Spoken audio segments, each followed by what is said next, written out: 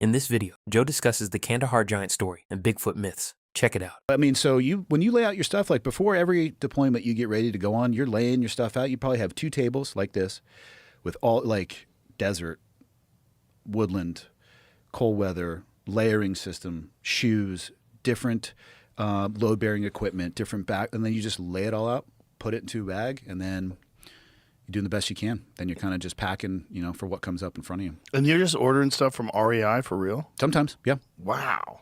So not everybody, not everywhere. The conventional teams are very limited in their ability to do that. At a JSOC level, you have a little bit more room and flexibility to source from outside vendors. So you would go for the best possible tool for the job. 100% of the time. Yeah. Yep. Instead of just get military issue. Correct. Yeah.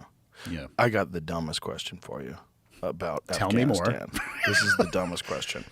Have you heard of the story of the Kandahar giant?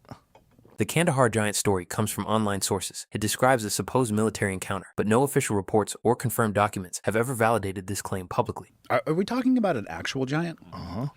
No. Okay. How did you hear the story about a Kandahar giant? There's a crazy thing called the internet. Surprised you haven't. I may spend less time on the internet than you guys.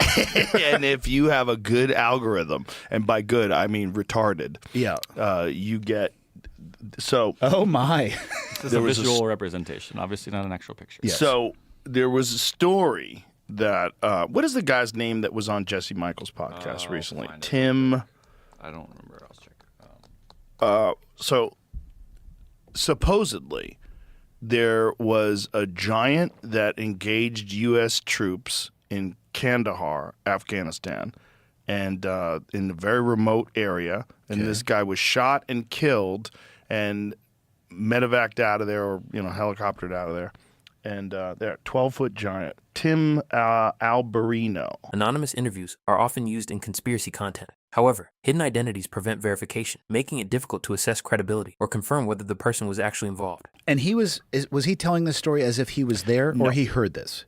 There's never a guy who was there. Damn who tells it. you these stories.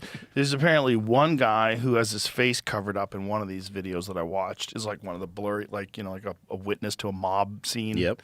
And so That's how you know they're legit. 100%. Thank you. I think the same way. That's why I sent it to all my friends. But he was telling the story from people that he talked to that were there.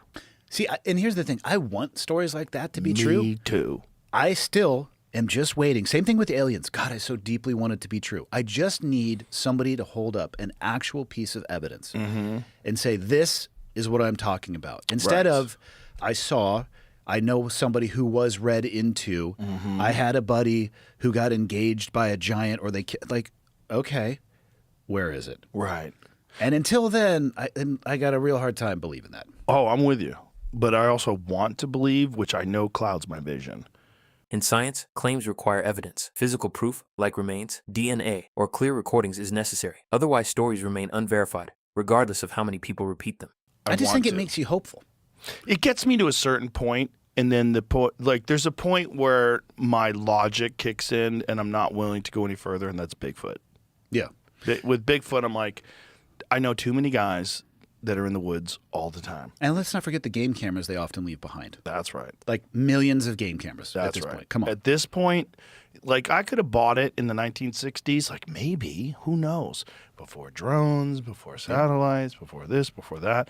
And, there's good arguments that you wouldn't find the body because, like, you and I have hunted in the mountains many, many times. I've never seen a mountain lion skeleton. Have you? No. No. No. I don't know anybody who has.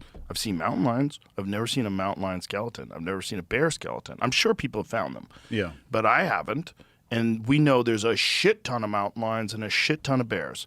So if there was a very small population of primates, it's not inconceivable that you wouldn't find their body. Today, forests are heavily monitored. Millions of trail cameras and drones capture wildlife activity, making it increasingly unlikely that large unknown species could exist without being clearly documented. Especially if they were in some way advanced to the point where they were burying their dead, which is, it's not outside the realm of possibility if they have a language of who knows what these things are.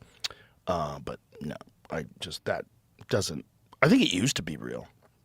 And I think there's real evidence of that. I want it to be. No, there's real evidence. There's a thing called Gigantopithecus. It was a 8-foot-plus tall bipedal hominid that existed in Asia, and it's in the orangutan family. And there's like recreations of what it looks like standing next to a human. It's huge. That's it. Thanks for watching.